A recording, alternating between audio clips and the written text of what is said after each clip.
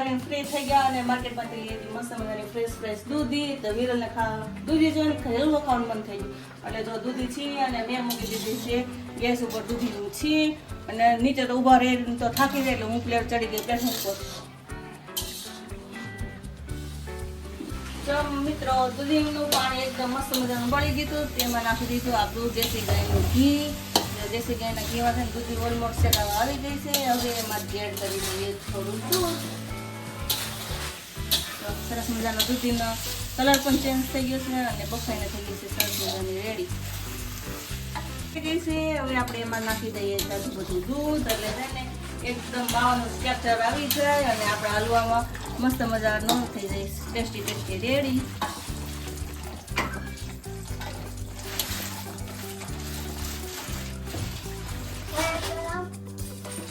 દૂધ એડ કરી દીધું છે. હવે આપણે એને મસ્ત મજાનું એકદમ બાળી અને લાવી દઈએ માવા જેવું કઠણ ટેપ છે.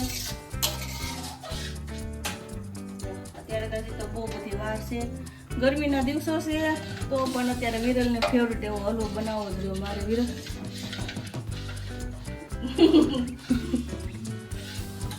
આલપડો હલવો સરસ મજાનો દૂધ બળી અને થઈ ગયો છે રેડી. સરસ મજાનો શેકાઈ ગયો છે જો.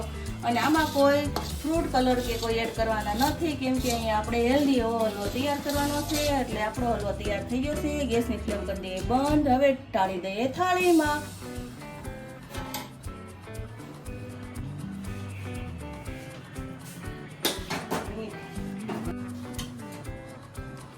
આપણો હલવો ઓલમોસ્ટ થાળીમાં ઢળાઈ ચૂક્યો છે. એકદમ મસ્ત મજાનો ઢાળે અને ડ્રાયફ્રૂટનો કરી દઈએ ગાર્નિશ. ત્યારબાદ આપણે અગ્નિ દેવતાને ધરશું અને અત્યારે તો સાંજ હોવાથી ભગવાનને તો કંઈ ધરાય નહીં એટલે ભગવાન માટે પહેલાં આપણે ડીશમાં લઈ લઈશું અલગ, પછી કરશું ટેસ્ટ. મિત્રો તમને અમારો હલવો કેવો લાગ્યો એ કમેન્ટ કરીને જરૂર બતાવજો.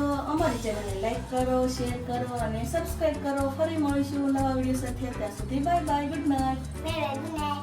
Kembali bapak.